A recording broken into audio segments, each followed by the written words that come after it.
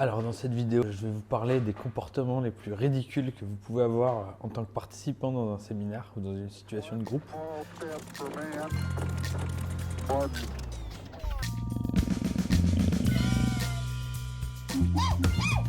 C'est des comportements qu'on voit souvent chez Wild is the Game quand on facilite des sessions. On les voit avec tendresse, on les voit partout, c'est universel, ça vous a concerné à un moment ce que je vais dire ou un point de ce que je vais dire. Mais c'est marrant, c'est plus marrant. Alors comme c'est un peu universel et que tout le monde peut se reconnaître là-dedans, je vais prendre exprès un angle qui est beaucoup plus amusant, c'est celui de s'en moquer. Je ne vais pas raconter d'anecdotes, mais voilà, l'idée de cette vidéo, c'est d'imaginer, alors c'est toujours des vidéos qui s'adressent à des leaders et des leadeuses. Là, je parle de participants au séminaire, enfin en tout cas, dans mon esprit, il y a plutôt l'idée de cadre, ou pas que la personne qui organise l'événement, mais les gens qui sont chefs d'autres gens qui sont ici présents dans le séminaire ou de cohortes de gens qui sont absents du séminaire. Alors on va commencer par le plus marrant d'entre eux, puis c'est toujours plus marrant de tirer sur le mal alpha. C'est donc le leader qui fait aucun doute auprès de personne, ou la leaduse, qui a du charisme, qui fait autorité, que ce soit en l'exerçant ou en émanant. Et qui, le jour de séminaire, on ne sait pas pourquoi, quasiment il arrive avec un t-shirt bisounours, des pantoufles et il est tout gentil. Il ou elle est tout gentil. Et ce comportement, ben, je ne sais pas, c'est peut-être parce qu'on se dit que c'est collaboratif ou que généralement quand on se retrouve, c'est une fête quelque part. Et ça, ben voilà, nous ce qu'on note, c'est que ça, en fait, ça n'a pas d'effet de sympathie et d'allègement et de réassurance sur le groupe. Parce qu'il vous connaît ou il conserve en tout cas le temps du séminaire encore, le séminaire ne dure pas 3 semaines, l'image qu'il a déjà de vous. Donc si vous êtes quelqu'un qui fait peur ou votre position fait peur, qui avait une réputation ou qui est discret, donc qui pouvait être sujet à plein d'interprétations différentes et qui a un peu de méfiance, beaucoup de marques de respect, etc., vous ne soulagerez pas les gens en vous montrant gentil et camarade, en vous inventant une image provisoire gentil et camarade. Ça ne veut pas dire qu'il ne faut pas être sympathique, ça ne veut pas dire qu'il faut pas être poli, qu'il ne faut pas jouer le jeu, mais voilà, ça ne sert à rien d'en faire des caisses. Alors je parlais de mal alpha, enfin d'alpha, vous voyez ce que je veux dire. Du coup, presque tout ce que je vais vous dire par la suite, c'est les gens qui veulent faire les alphas. Et en fait, non seulement c'est pas productif, c'est pas bon pour eux, et en plus ils peuvent passer pour des bêtas. Je rappelle encore une fois, je fais un angle humoristique, j'exagère un peu, parce qu'on peut pas devenir un leader sans jouer à l'idée, sans en prendre des réflexes. Parfois, des jeunes gens vont imiter des choses, bien évidemment, avant même de les maîtriser. Donc on n'est pas leader comme ça. Donc voilà, c'est juste rigolo. Bon, les trucs ridicules, pas productifs, pas bons pour les gens qui les font, et pas bons pour le séminaire qu'ils sont en train de vivre, ou en tout cas pour le travail en général, ce sont les intentions de faire les big boss lorsqu'on ne l'est pas encore. Et alors, voilà, dans un séminaire, il y a plein de manières. Il y a plein de chemins pour ça. Par exemple, s'habiller extrêmement bien, alors qu'on ne nous a jamais vu comme ça d'habitude. La personne qui va intentionnellement s'habiller bien mieux que les autres. C'est-à-dire que non seulement Jean-Pierre, d'habitude on ne le voit pas habillé comme ça, mais là il va être très habillé. Ben voilà, ça c'est un peu ridicule, ça se note, ça se voit. Nous on voit que ça se voit, on voit que les gens le voient. Et pour se donner une prestance, parce qu'il y a mon N+3 dans la salle, parce qu'on va prendre des photos, puis je sais pas en fait, je sais pas avoir une empathie complète pour ça, mais en tout cas voilà, c'est quelque chose qui peut arriver, et souvent quand ça arrive qu'à une personne au milieu de tout le monde, et donc c'est voilà, en faire plus, trop plus que d'habitude, vestimentairement, surtout dans le sens de je m'habille avec des codes dominants ou dominantes. Voilà. plus ridicule et plus dommage, c'est se donner des airs de boss contre le séminaire. Parce que, bien évidemment, lorsqu'on fait un séminaire et qu'il y a un PDG du CAC 40 ou d'une énorme assoce, il y a une actualité et dans un séminaire de 3 jours, il est possible que cette personne ait des choses à faire qui soient à côté du séminaire, répondre à un texto, se faire venir chuchoter quelque chose à l'oreille, sortir une demi-heure en prévenant bien sûr, mais il y a un comportement à part. Et alors il y a tous ces gens qui veulent coller avec cet à part.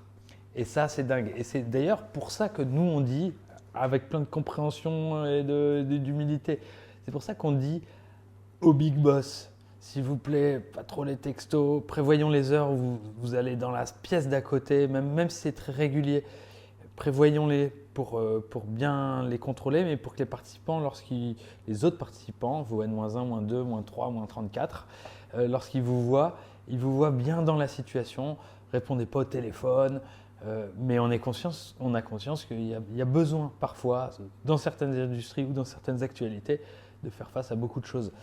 Et ben nous, on leur dit à ces big boss de ne pas le faire parce que sinon, c'est pas parce qu'ils vont déranger, c'est pas parce que c'est mal.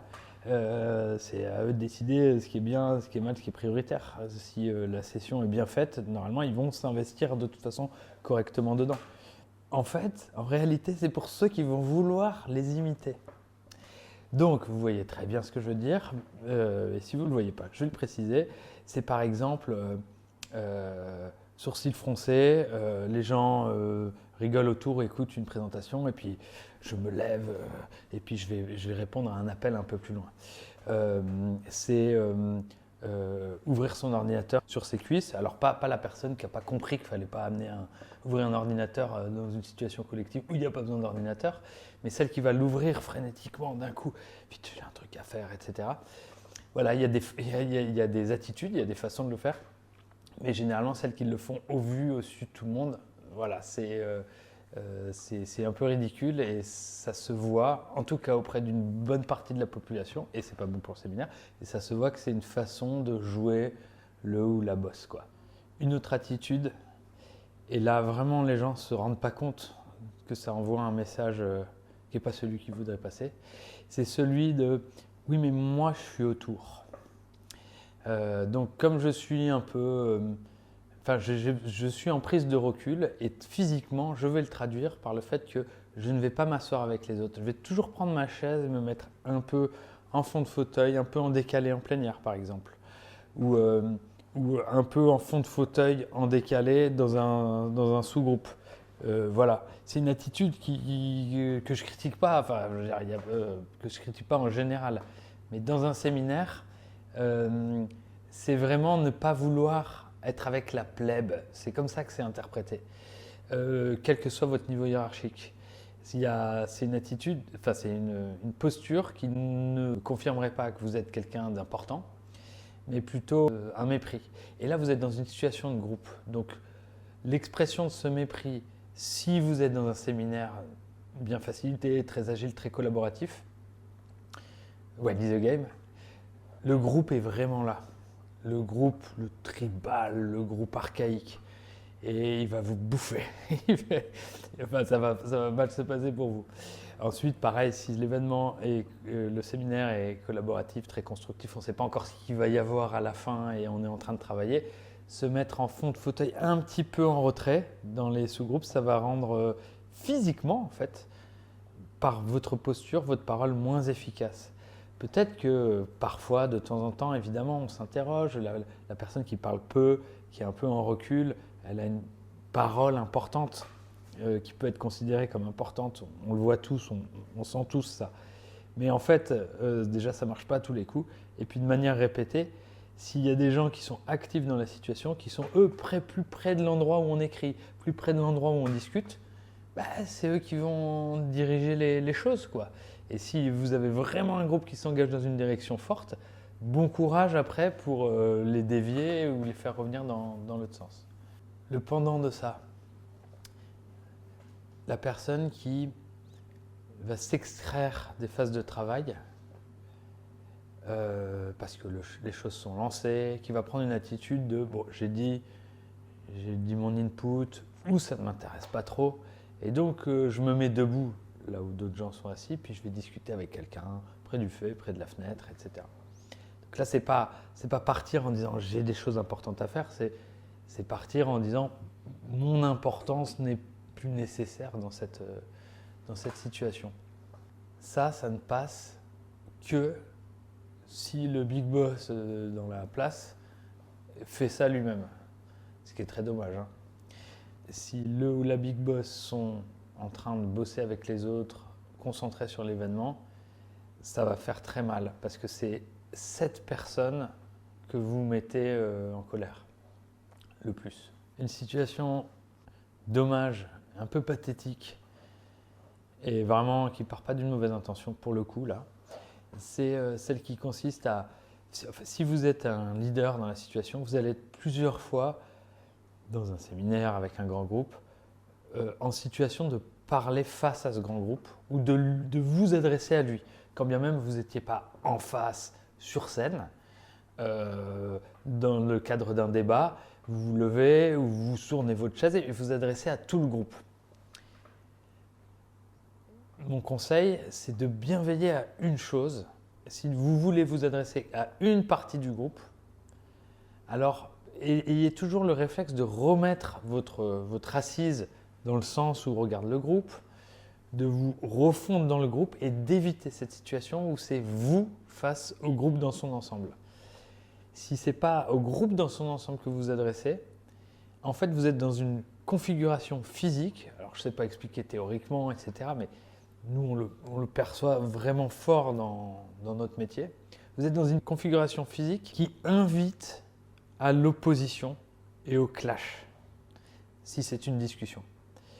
Donc, se retrouver face au groupe en vous disant « oui, bon, c'est confortable, c'est valorisant, vous êtes le leader ou la leader ou parmi les leaders dans la salle, vous avez souvent besoin de parler à l'ensemble du groupe et puis finalement, on vous laisse dans cette posture où tout le monde discute en face et vous êtes là, vous écoutez, vous intervenez facilement, on vous regarde.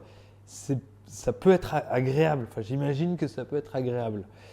Mais cet agréable-là peut vous emmener sur une pente très dure, c'est-à-dire que inconsciemment, le groupe va fonctionner comme s'il se pensait en débat avec vous, en opposition avec vous. Et elle va arriver très vite, l'opposition. Et donc, je ne vais pas vous donner des exemples, mais même si le sujet n'est pas un sujet des profondeurs, même si c'est un sujet opérationnel, ça crée une situation d'opposition. Donc, ne vous levez et ne vous tournez vers le groupe dans son ensemble que quand vous êtes sûr de vouloir vous adresser au groupe dans son ensemble ou d'écouter le groupe dans son ensemble parce que, je sais pas, vous appelez des questions ouvertes par exemple. Mais si vous parlez avec une partie du groupe, vous vous tournez vers cette partie du groupe, donc vous vous mettez face au grand groupe peut-être, vous répondez et vous vous réinstallez. Ça, c'est quelque chose dans lequel on aiguille nos clients, sans leur expliquer ça, mais on fait en sorte de créer des dispositifs, des environnements qui évitent ça. Et ce n'est pas juste du confort, c'est vraiment, ça va impacter les sujets. Si vous avez un débat sur un truc qui n'est pas un débat, ou pour lequel vous n'êtes pas prêt à un débat, ni le groupe ni vous, le débat va quand même avoir lieu à cause de la configuration physique. Maintenant, au niveau du contenu, de ce que vous allez dire, des questions que vous allez poser. Alors, les comportements ridicules, pas productifs, de gens qui veulent qui veulent faire la grenouille plus grosse que le bœuf, c'est ceux, alors là, je pense que tout le monde va se reconnaître, mais si ça ne vous parle pas, prenez-le comme une indication à prendre en compte. C'est ceux et celles qui sont dans des situations où ils vont vouloir ne parler que de manière impeccable, en toutes circonstances. Parce que ça va les mener à ne pas distinguer le fait qu'ils peuvent préparer une parole impeccable sur un sujet qu'ils maîtrisent. Ils peuvent préparer une présentation. Mais parfois, ils vont devoir s'exprimer avec une pensée pas encore très construite, ou en tout cas des propos pas très construits. Ils vont devoir accepter de chercher leurs mots, ils vont devoir accepter d'employer un mot pour un autre et puis de se corriger ensuite pour que leur parole existe dans la pièce. S'ils ne s'autorisent pas donc à avoir une parole pas impeccable, ils vont avoir tendance à se taire et ils vont avoir tendance à fuir la situation. C'est là où vous voyez le ridicule arriver. Par exemple, Jean-Pierre, je sais pas, aucun Jean-Pierre ne m'a causé un problème, hein, mais on va prendre cet exemple. Donc Jean-Pierre, on sait qu'il fait autorité sur un sujet, on sait qu'il a travaillé en groupe plusieurs fois, et jamais on l'a vu venir en plénière raconter ce qu'ils avaient fait dans le sous-groupe, et jamais on l'a vu poser des questions, si ce n'est la dernière question ultra bien formulée posée trop tard. Et le groupe, pareil encore, tout se passe selon nous comme si le groupe sentait que cette personne était en faiblesse en fait. Alors je veux pas que ça fasse peur aux discrets, à ceux qui parlent peu et qui disent des choses importantes lorsqu'ils parlent, mais je parle par rapport à votre naturel habituel. C'est pas parce qu'il y a vos N+4 ou N-4 que vous voulez impressionner qu'il faut trop réfléchir à des attitudes. Choisissez celles que vous voulez réfléchir en tout cas et ciblez-les bien. Donc un petit résumé, lorsque vous allez participer à un séminaire, concentrez-vous sur ce qu'il va mériter d'être sérieux, d'être bien préparé pour vous, sur ce sur quoi vous allez être très concentré et soyez naturel à côté sans vous faire un scénario de ce qui aurait l'air naturel. Un autre point, c'est injustement ridicule, mais en situation de groupe, ça va être très, très augmenté. C'est le fait d'avoir l'air de s'approprier une idée qu'on n'a pas eue tout seul. Donc, c'est revenir d'une phase de travail en sous-groupe ou avoir parlé au nom d'un projet qui a été préparé à plusieurs, et puis pour des facilités verbales ou avec un peu de vanité, vous vous trouvez dans une situation où vous vous exprimez sans préciser qu'il y a d'autres gens derrière ça, ou avec des jeux, parce que c'est votre manière naturelle de vous exprimer, vous dites je. Et cette idée brillante que vous amenez, ou cet effort que vous voulez mettre en avant, etc., eh bien, vous paraissez aux yeux du public comme quelqu'un qui veut en voler la vedette. Et ça, c'est pas bon. Ça, c'est pas bon pour votre image et vous n'avez pas nécessairement fait exprès. Et aussi, c'est ridicule. Pourquoi c'est ridicule? Parce que la part sauvage du groupe que vous avez en face, si elle est bien là, elle ne va pas nécessairement l'exprimer, mais elle va se moquer de ça. Pour une autre raison encore, que j'expliquerai juste derrière, le conseil là-dessus, c'est de faire exactement l'opposé. Alors, je ne vous dis même pas ça, j'enlève un angle moral que j'aime bien moi, mais je l'enlève. Je ne vous dis même pas ça pour des raisons morales. Vous prenez l'inverse, c'est-à-dire que systématiquement, tant que vous pouvez, vous dites nous, vous dites mon groupe, mon équipe, même si c'est clairement vous l'auteur de ce truc super, et vous dites je plutôt lorsque vous savez que les autres ne sont pas d'accord avec vous. Vous prenez exactement l'inverse, ça va éviter la première situation qui, si elle se répète ne serait-ce que 2 fois en 6 mois, va vraiment nuire à votre image, et peut-être à raison. Vous faites exactement l'inverse, personne ne va vous en vouloir, on va sentir lorsque vous portez l'idée que vous n'êtes pas loin d'être celui qui l'a eu ou de celui qui la maîtrise, donc c'est pas grave. Vous êtes en train, même si quand bien même c'est votre idée, c'est certain, vous êtes en train de valoriser des gens qui sont probablement les gens qui doivent accepter cette idée ou qui vont la faire fonctionner, etc. Donc ça coûte rien de dire que c'est la leur. Si vous avez fait votre job, c'est même déjà la leur maintenant. Et les gens vont être à l'aise avec vous. Laissez à l'assemblée le soin de elle investiguer, de elle se dire il porte quand même, il est souvent pas loin des bonnes idées ou des bons projets, des trucs qui fonctionnent bien. Il a contribué à ça, etc. Laissez-leur ce soin-là à deviner au milieu de votre façon de présenter qui est très collective, qui rend beaucoup d'honneur à ceux qui vous entourent, plutôt que de leur laisser l'inverse. C'est-à-dire que vous êtes en train d'essayer de briller et eux cherchent la petite bête là-dedans, cherchent le faux, le vaniteux. Enfin, la dernière chose ridicule, mais là pour des gens qui vous pratiquent déjà, c'est que dans une situation de séminaire, si ça va vite, ou si vous êtes devant des gens que vous avez envie de convaincre, vous avez envie de leur plaire, vous représentez quelque chose qui est important pour vous, vous allez avoir vos traits de personnalité au travail très stimulés, voilà, et vos façons d'être principales vont être augmentées dans cette situation. Alors je vais être plus clair, mais je ne peux pas vous donner d'exemples universaux. Ce que je vous suggère, c'est d'essayer d'identifier le genre de contribution que vous avez tendance à faire dans des réunions. Voilà, ça va vous prendre quelques réunions, vous allez peut-être oublier pendant 6 mois et puis vous rappeler de ça plus tard. Mais essayez d'identifier. Est-ce que vous êtes quelqu'un qui, par exemple, sent que ça a beaucoup de valeur d'exprimer du scepticisme, par exemple, d'exprimer des doutes? Ça a beaucoup de valeur pour vous et donc vous avez tendance à le faire plus facilement.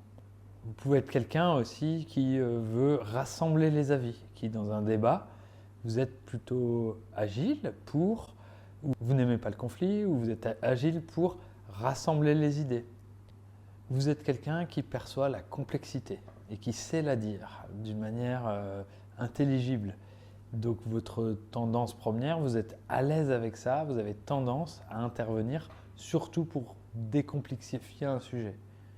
Vous êtes quelqu'un qui a de l'humour dans une situation collective, c'est quelque chose qui va se voir, qui va être utile à la situation.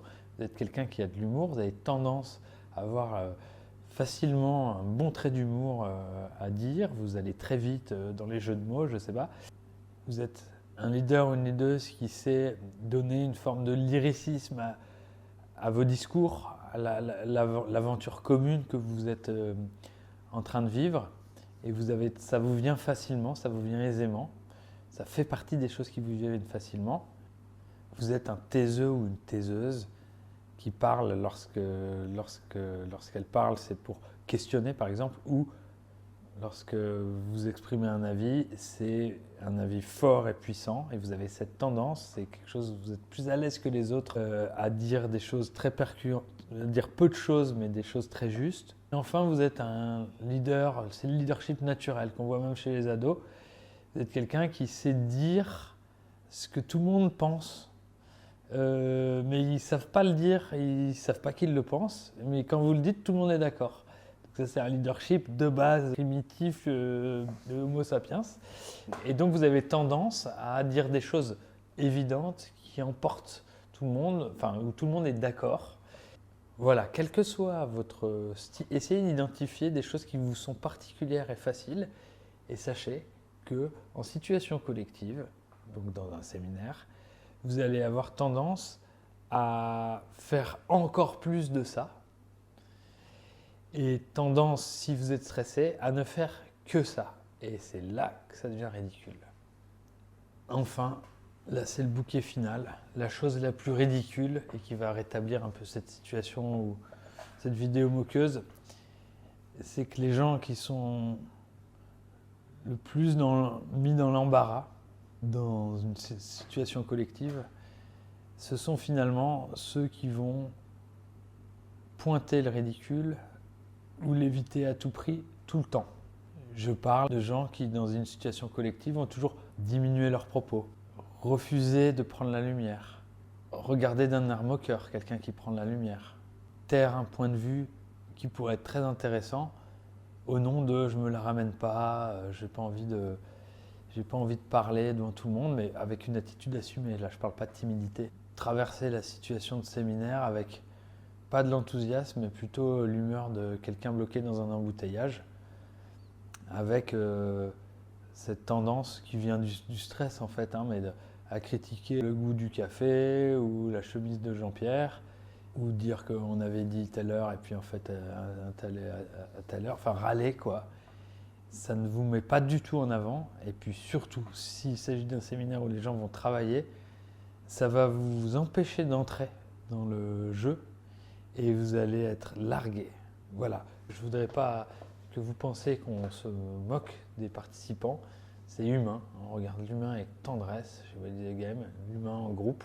C'est pas facile le groupe, c'est fantastique aussi. Je pense que je pourrais même faire des vidéos avec tout plein de trucs pour les leaders qui prennent en compte la part sauvage, voire sauvage et sombre du groupe. Voilà, maintenant je fais une petite parenthèse pour les rookies, pour les jeunes qui vont devenir, qui sont en train de devenir et qui se trouvent dans une situation comme ça, où il y a, bon en fait ils sont plutôt N-30 que N+30, mais qui se sentent destinés à prendre de l'importance, diriger, développer leur expertise si loin qu'ils sont amenés à évoluer dans ce groupe-là ou dans ce métier-là. Et là, je n'ai pas des messages sur le ridicule et moqueur, même au contraire. Il y a déjà trop de pression sur vos épaules, de fit-in, de maladresse que vous avez déjà sûrement commise. Vous exprimez votre originalité, votre singularité, mais on vous dit mais mon coco, c'est pas pro, ou t'es complètement à côté de la plaque, ou écoute les anciens, a raison. Vous connaissez beaucoup cette pression, ne serait-ce que vestimentaire pour quelqu'un qui est jeune, ou en termes de manière pour respecter les codes. Vous êtes dans une situation importante et il ne faut pas que vous soyez comme un lapin aveuglé par des phares. Alors j'aurais pu préparer une liste de conseils précis, mais il y en a un qui les sous-tend tous. C'est soyez très investi dans l'événement que vous allez faire. Alors ça veut dire quoi? Premier installé, le premier qui se lève, le premier à l'heure, ou la première, excusez-moi. Les premiers à vous concentrer lorsqu'on vous demande de faire quelque chose. Les plus à l'écoute, ceux qui prennent les meilleures notes, ceux qui savent restituer l'idée de quelqu'un à quelqu'un d'autre. Concentrez-vous sur ça, sur participer à fond avec ce que requiert cette situation. Si vous participez à fond et que vous vous mettez au service de la situation, rien qu'avec cet état d'esprit, vous n'allez pas être dans des situations ridicules et bien au contraire, vous allez être utile à la situation et ça va se voir et ce sera reconnu. Moi, le truc qui m'a le plus décontenancé en voyant des jeunes dans des situations collectives et qui n'arrive plus aujourd'hui parce qu'on le prend en compte, c'est de se dire toujours je vais parler à un niveau qui est supérieur à ce que je maîtrise parce que c'est là que je dois conquérir ma légitimité, c'est là qu'on m'attend. Et donc, se concentrer beaucoup trop sur aborder des sujets qui sont au-dessus de vos capacités. Vous êtes dans une situation de séminaire, le moyen de participer à fond, c'est bien sûr d'être connecté au sujet, d'être à fond dedans, mais c'est aussi d'être la première personne à prendre le marqueur, la première personne à renseigner quelqu'un sur ce qui est en train de se passer dans votre groupe, la première personne à résumer au buffet une idée que quelqu'un n'a pas vue ou qui a été évoquée, qui provient d'autre chose que le séminaire et vous le lui expliquez, vous lui envoyez le mail qui va bien. Voilà, ce genre d'attitude, arrivez et vous concentrez juste en disant moi, ma jeunesse, mon envie, eh bien, ce ne sera pas juste celle d'être bien vu, ce ne sera pas celle de dire des choses plus intelligentes que ce que je suis capable de dire, ce ne sera pas celle de ne pas être ridicule. Vous n'allez pas vous concentrer sur le fait qu'on vous regarde en permanence parce qu'on ne vous regarde pas du tout. Vous allez être utile, exister et progresser et tirer parti et apprendre beaucoup des attitudes des gens qui vous entourent en participant à fond, en embrassant la situation à fond.